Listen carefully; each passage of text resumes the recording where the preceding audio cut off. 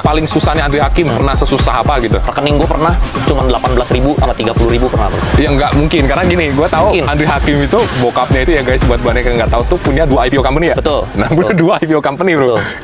Gimana bro? Kalau gue gengsi, gue orangnya nggak pernah mau ngemis.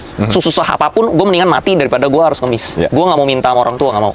Oke. Maksudnya udah dihina-hina juga ya. Gue udah sekolah, gue dulu nggak, bokap gue kan nggak sekolah ya. Bokap gue nggak sekolah bisa punya perusahaan gede. Masa gue sekolah udah disekolahin sampai S2, gue nggak bisa sih cari duit gitu loh. Ya, ya. Jadi gengsi lah. Gue jadi nggak minta. Nah karena gue bisnisnya pinjem bank gitu ya. Nah ini lu ngejar-ngejaran sama utang bro. Ya.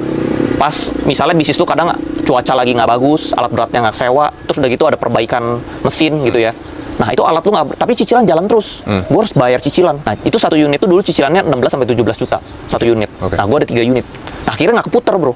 Nah, Akhirnya gue pakai duit tabungan gue. Nah itu di situ juga tinggal 18.000 bro. Itu yang orang-orang nggak tahu. Itu stresnya setengah mati bro. Itu bro. Stres. Itu umur berapa? Baru umur 22 kali ya. Waduh. 22 bro, susah setengah mati. Nah akhirnya gue ada saudara gue, akhirnya kita makan bareng lah di warung waktu itu.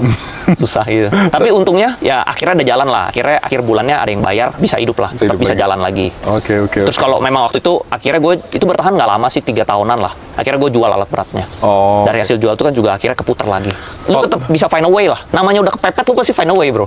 Begitu ya? Ya karena antara hidup dan mati kan. Dari 1 sampai berapa total berarti? 3 alat berat. 3 alat berat. 3. Dijual terakhir. Terakhir begitu ada peraturan bahwa tambang itu harus bangun pabrik, semua perusahaan tambang kan rata-rata mati nih. Alat berat gua nggak sewa. Di situ gua jual alat berat gua. Oke. Gua jual, gua ganti bisnis lain. Waktu itu bisnis apa bro? Bisnis gua berikutnya ini impor lada, Oke. lada putih dari Sulawesi, gua jual di pasar di Jakarta. Itu bisnis kedua gua. Gua jalanin bisnis banyak bro, banyak banget. Lu canvassing dong berarti waktu Ada itu? gua mungkin dari sampai perjalanan gua dari umur 21 itu sampai sekarang mungkin 20-an bidang bisnis ada gua jalanin. Belum ya apa lu? Restoran pernah, kafe pernah, semua lah apa aja gua kerjain bro. Apa aja? Bro? Apa aja. Apa aja bro? Bener-bener apa aja.